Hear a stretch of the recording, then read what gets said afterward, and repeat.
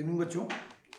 एक टीडीएस के अंदर एक बहुत इंपॉर्टेंट कॉन्सेप्ट आया है 194 ओ, जो काफ़ी इंपॉर्टेंट है और जिसके एग्जाम में आने की बहुत ज़्यादा प्रोबेबिलिटी है। बच्चों आजकल कुछ नए सेक्शन आए हैं 194 M N O P Q. इस वीडियो में मैं आपसे 194 ओ डिस्कस कर रहा हूँ, जो आपको बताएगा कि अगर हम कोई भी पर्सन ई कॉमर्स के थ्रू कोई ट्रांजेक्शन करता है तो उस पर क्या टीडीएस की लायबिलिटी आएगी। आइए बच्चों पहले हम समझते हैं कैसे वर्क करता है। देखो बच्चों, जैसे मान लीजिए ये ई कॉमर्स वेबसाइट है जिसका नाम है स्नैपडील, जिसको हम इको बोलेंगे। बच्चों मान लीजिए ये एक बायर है, ये एक बायर है और इसने यहाँ पे जो इको वो होता है जो ई कॉमर्स पार्टिसिपेंट होते हैं, मतलब इनको हम एक्चुअल सप्लायर बोलेंगे, इनके प्रोडक्ट्स को यहाँ पर डिजिटली डिस्प्ले करता है। तो ये जो बायर है इसने मान लो सपोज करो यहाँ पे एक एसी है, वो एसी इसने परचेज किया यहाँ पे ई कॉमर्स के थ्रू। तो इसने ई कॉमर्स को ऑर्डर क्या किया, प्लेस किया और यहाँ पे 70,000 रुपीज का क्या किया, पेमेंट किया। ये जो ई कॉमर्स ऑपरेटर है ये ऑर्डर इस ई कॉमर्स पार्टिसिपेंट को पास ऑन कर देगा और उसके बाद ई कॉमर्स पार्टिसिपेंट इको की मदद से ये प्रोडक्ट यहाँ डिलीवर कर देगा। तो यहाँ पे ये कौन हुआ, बायर हुआ, ये कौन हुआ, इको हुआ और ये एक्चुअल सप्लायर हुआ। 194 ओ के अंदर इसको ई कॉमर्स पार्टिसिपेंट बोलेंगे, एक्चुअल सप्लायर को। 194 ओ क्या बोलता है, जब इको इसको पेमेंट करेगा, जब इको इसको पेमेंट करेगा तो eight the time of payment या जब इसका अकाउंट क्रेडिट करेगा, दोनों में से जो पहले हो 1% की रेट से टीडीएस काटेगा। तो क्या है सेक्शन बच्चों, ई commerce operator e commerce participant को जब पेमेंट करेगा at the time of payment और at the time of credit, दोनों में से जो अर्लियर है बताओ 1% की रेट से टीडीएस काटेगा। देखिए बच्चों सेक्शन क्या बोल रहा है, हु इज लाइबल, तो ऑफ कोर्स कौन लाइबल है, e commerce operator, that is the Snapdeal. When is liable, section apply if all the following condition are satisfied. अगर ये सारी कंडीशन पूरी हो जाती है तो इको जो एक्चुअल सप्लायर है, जिसको इस चैप्टर के अंदर, इस सेक्शन के अंदर ई कॉमर्स पार्टिसिपेंट बोला गया है, इसको जब पेमेंट करेगा तो क्या लिखा हुआ है, टीडीएस काटेगा। Section apply if all the following condition are satisfied, there is a sale of goods और प्रोविजन ऑफ सर्विस। ये सेक्शन अगर आप actual e commerce participant ECO के थ्रू चाहे गुड्स बेचे या सर्विस दे, इको जब भी एक्चुअल सप्लायर को पेमेंट करेगा, चाहे वो गुड्स का मैटर हो या सर्विस का मैटर हो, टीडीएस काटेगा। तो गुड्स और सर्विस दोनों हो सकते हैं। सच सेल और service is of e commerce participant, और ये सेल और सर्विस किसने की है, ई कॉमर्स पार्टिसिपेंट ने, मतलब कौन है, एक्चुअल सप्लायर। सच सेल और service provided by e commerce operator, और ये जो सेल और सर्विस हो रही है वो किसके माध्यम से हो रही है, स्नैपडील के माध्यम से हो रही है। Such facilitation are through the digital और इलेक्ट्रॉनिक फैसिलिटी, और यहाँ पे इको इसका जो प्रोडक्ट है वो डिजिटली डिस्प्ले करके सेल आउट कर रहा है।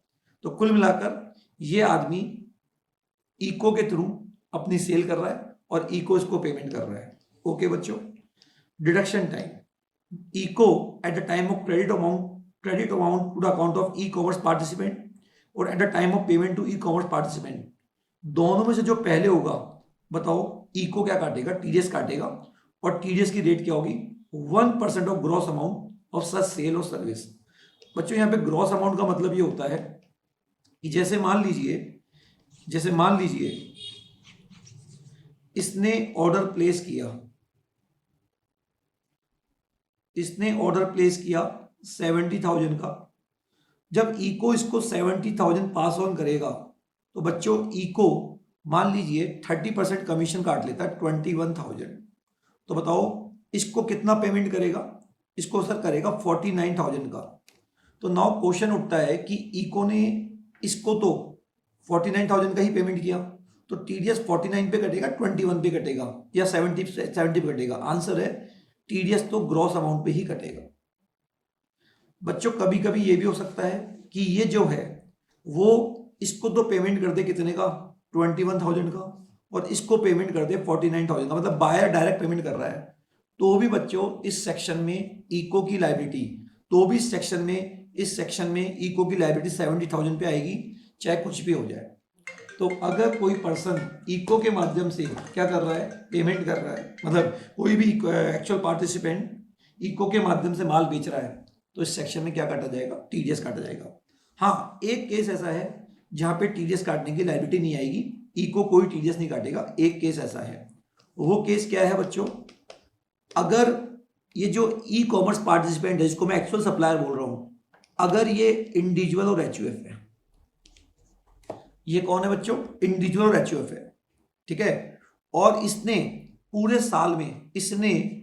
साल में 5 लाख से ज्यादा की सेल नहीं की है इको के माध्यम से, तो बताओ ये इंडिविजुअल और एचयूएफ है और इसने पूरे ईयर में 5 लाख से ज्यादा की सेल नहीं की है इको के माध्यम से, और ये इको को अपना पैन नंबर दे दे, तो 3 कंडीशन क्या हो गई, ये जो ई कॉमर्स पार्टिसिपेंट है, जिसको हम एक्चुअल सप्लायर बोलते हैं, ये इंडिविजुअल और एचयूएफ है, नंबर 1, इसने पूरे साल में 5 लाख से ज्यादा की सेल नहीं की है, गुड्स या सर्विस दोनों मिलाकर, और इसने अपना पैन नंबर इको को दे दिया है, उस केस में टीडीएस नहीं कटेगा। लेकिन ध्यान रखना, अगर ये पार्टनरशिप फर्म है या कंपनी है तो कोई 5 लाख की लिमिट नहीं है, सेक्शन में कोई लिमिट नहीं है, एनी अमाउंट पे इको क्या काटने वाला है, टीडीएस काटने वाला है। तो बताइए रिलेक्शन कब दिया गया है, जो ई कॉमर्स पार्टिसिपेंट है वो इंडिविजुअल एचयूएफ है, पूरे साल में 5 लाख से ज्यादा का माल नहीं बेचा और इसने अपना पैन नंबर दे दिया। देखो बच्चों, पैन नंबर तो वैसे भी देना होता है, और अगर मान लो ये पैन नंबर ना दे तो फिर इररेस्पेक्टिव अमाउंट इको टीडीएस काटेगा, बट उस केस में रेट क्या होगी, 5% होगी। तो आइए बच्चों, हमने क्या पढ़ा, टीडीएस कौन काटेगा, इको काटेगा, जब ई कॉमर्स पार्टिसिपेंट इको के माध्यम से माल बेचता है, इररेस्पेक्टिव एनी अमाउंट 1% की रेट से ग्रॉस अमाउंट पर टीडीएस काटा जाएगा। एक सिचुएशन में टीडीएस नहीं काटा जाएगा, अगर ये सारी कंडीशन पूरी हो जाए। वो कंडीशन क्या है बच्चों, सर कंडीशन ये है कि e commerce participant individual HUF हो, ग्रॉस अमाउंट कितने का हो, 5 लाख का हो, और उसने अपना पैन नंबर दे दिया हो या आधार नंबर दे दिया हो ई कॉमर्स ऑपरेटर को, तो उस केस में टीडीएस नहीं कटेगा। अगर वो पैन और आधार नहीं देता तो उस केस में 1% की जगह 5% की रेट होगी और इस रेस्पेक्टिव अमाउंट एनी अमाउंट पे टीडीएस कटेगा। तो आइए बच्चों, एक छोटा सा क्वेश्चन देख लेते हैं अपन, एक छोटा सा क्वेश्चन देख लेते हैं यहाँ पे। देखो, मिस्टर ए है जो इंडिविजुअल है, जिसने कुछ टॉयज बेचे हैं इको के माध्यम से। ये कौन है, इको है, ये कौन है, ई कॉमर्स पार्टिसिपेंट, ठीक है, ये इको के माध्यम से सेल कर रहा है।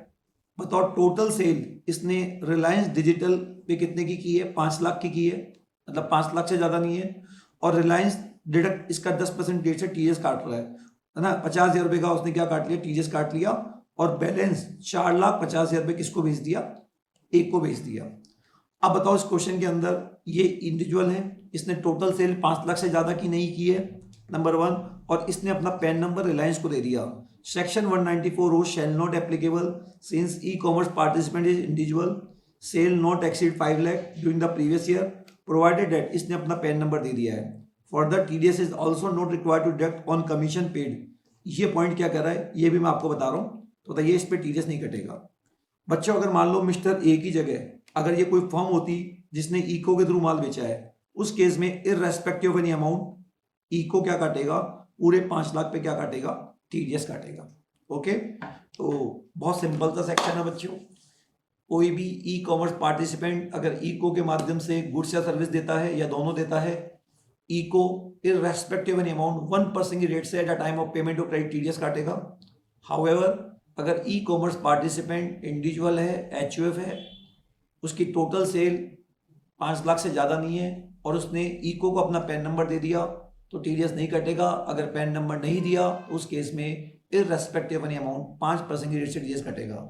ये जो रिलेक्शन है 5 लाख का, वो तभी है जब ई कॉमर्स पार्टिसिपेंट कौन है, इंडिविजुअल एचयूएफ। अगर e commerce participant other than individual HUF है तो कोई रिलेक्शन नहीं है, एनी अमाउंट पे इको 1% की रेट से क्या काटेगा, टीडीएस काटेगा।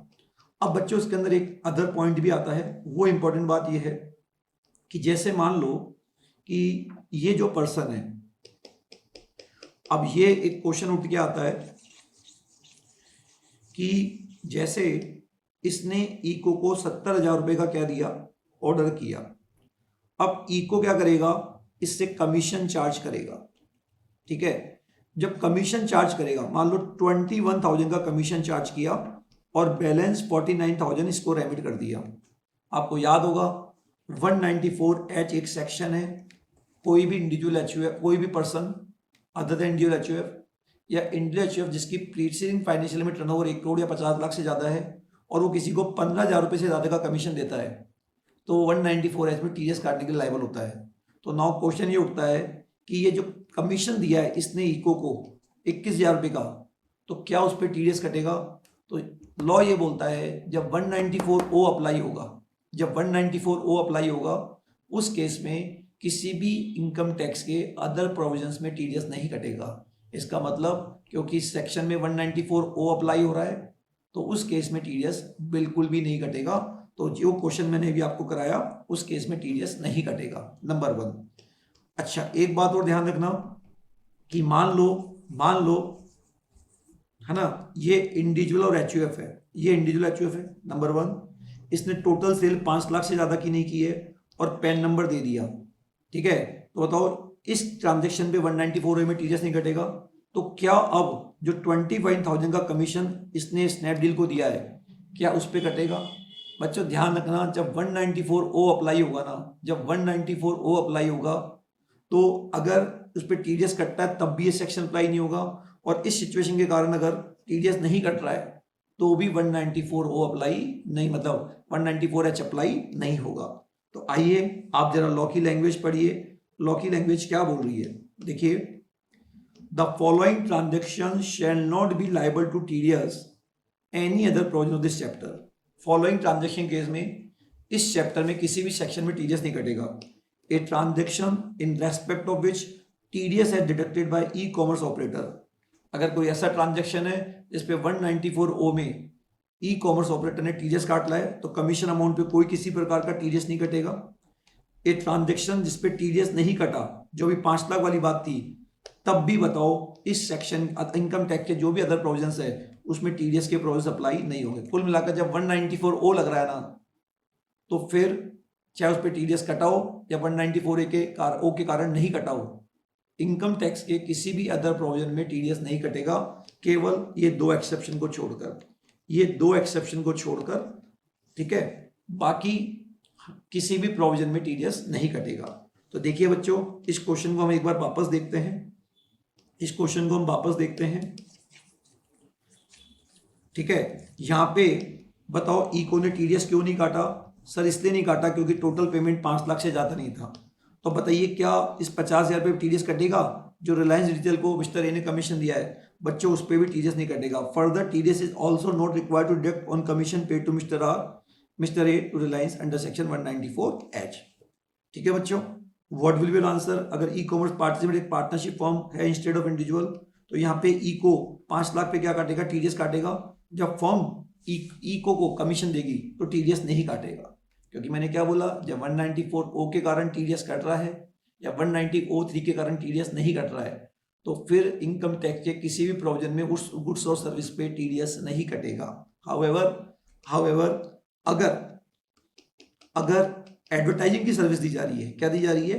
एडवर्टाइजिंग की सर्विस दी जा रही है, तो उस केस के अंदर इको को आप जब पेमेंट करेंगे एडवर्टाइजिंग करने के लिए, तो उस सेक्शन में क्या काटा जाएगा? टीडीएस। हाउएवर ये जो ऊपर वाला प्रोविजन है, ये जो ऊपर वाला बोला, this non deduction of TDS under any other section and non-applicability of individual to HUF where gross amount of sale does not exceed 5 lakh shall not apply to any amount or aggregate amount received by e-commerce operator for hosting क्या? Advertising. हाँ, इस case के अंदर जो मान लो e commerce पार्टिसिपेंट है वो इको को पेमेंट कर रहा है एडवर्टाइजिंग वगैरह करने के लिए, उस केस के अंदर भले ही 194 में टीडीएस कट गया हो, लेकिन जब आप एडवर्टाइजमेंट का पेमेंट करोगे तो इको का क्या काटेंगे? आप टीडीएस काटेंगे। एक एक्सेप्शन है, बाकी कोई एक्सेप्शन नहीं है। बच्चों 194 not apply in the case e commerce participant non resident. बताओ जो एक्चुअल सप्लायर अगर नॉन रेजिडेंट है तो 194 अप्लाई नहीं होगा। Section apply on both resident और non resident e commerce operator. ECO चाहे रेजिडेंट हो या नॉन रेजिडेंट हो, उससे कोई फर्क नहीं पड़ता, सेक्शन अप्लाई होगा। Section apply even purchase of goods और सर्विसेज इन नॉन रेजिडेंट। जो बायर है वो कोई भी हो सकता है, रेजिडेंट या नॉन रेजिडेंट, उससे कोई फर्क नहीं पड़ता। बस ध्यान रखना ई कॉमर्स पार्टिसिपेंट का एनआरआई होना जरूरी, एनआरआई नहीं होना चाहिए। बाकी इको रेजिडेंट नॉन रेजिडेंट हो सकता है और बायो रेजिडेंट और नॉन रेजिडेंट हो सकता है, ये वाली आप ध्यान रखना। और ये ध्यान रखना जो 5 लाख वाली लिमिट थी वो केवल इंडिविजुअल बच्चों के लिए थी, बाकी किसी और के लिए कोई लिमिट नहीं है। अच्छा, अब एक क्वेश्चन मैंने आपको और बताया था कि जैसे मान लो एलजी लिमिटेड 500 एसी बेचती है 50,000 रुपये ईच थ्रू स्नैपडील, तो बताओ एलजी लिमिटेड कौन हो गया? ई कॉमर्स पार्टिसिपेंट हो गया, है ना। स्नैपडील कौन हो गया बच्चों? इको हो गया। और Snapdeal receive payment 2.5 crore from various buyers and deduct commission 10% and want to remit 2 crore 25 lakh to LG limited. तो बताइए यहाँ पे बायर ने स्नैपडील को 2.5 करोड़ का पेमेंट किया, स्नैपडील ने 2.5 करोड़ पे 10% कमीशन काट लिया और 2 करोड़ 25 लाख एलजी को भेज दिया।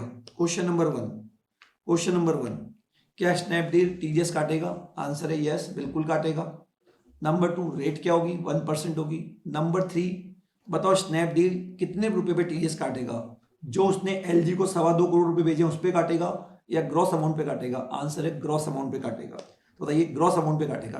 क्वेश्चन नंबर 4, अब बताइए जो एलजी ने स्नैपडील को जो कमीशन दिया है 25 लाख का, क्या उस पर टीडीएस कटेगा?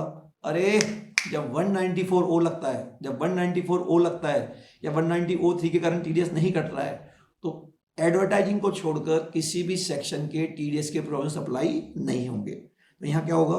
Here LG limited is e commerce participant and Snapdeal ECO as per section 194O Snapdeal shall deduct TDS on gross amount. कितने पे काटा जाएगा? 2.5 करोड़ रुपए पे, 2.5 lakh. Thereafter Snapdeal send 2 crore 25 lakh 22 lakh 50,000। Further LG is not required to deduct TDS on commission.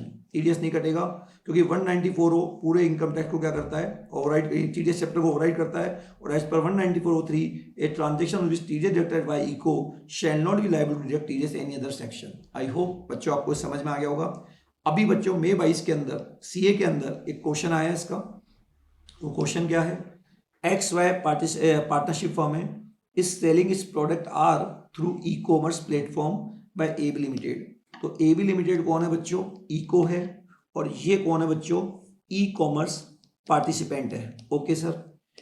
AB limited credit, मैं AB limited को ECO बोलूंगा, ECO credited in its books of account the amount of e commerce participant 4,90,000 से तो e commerce participant account credit किया for sale of product are.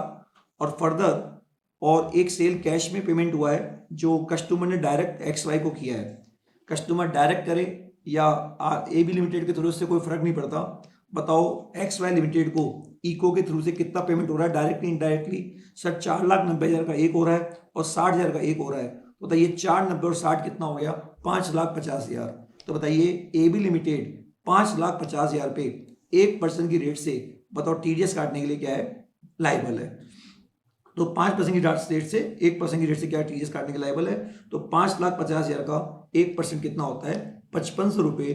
बताओ AB limited जब XY को payment करेगी तो बताओ टीडीएस काटने के लिए क्या होगी? लायबल होगी। तो आई होप बच्चों ये आपको वीडियो समझ में आ गया होगा। और अब अपना जो नेक्स्ट वीडियो आप जरूर देखना, उसके अंदर एक अनदर इंपॉर्टेंट कॉन्सेप्ट आएगा आपका 194P and 194Q। Thank you very much.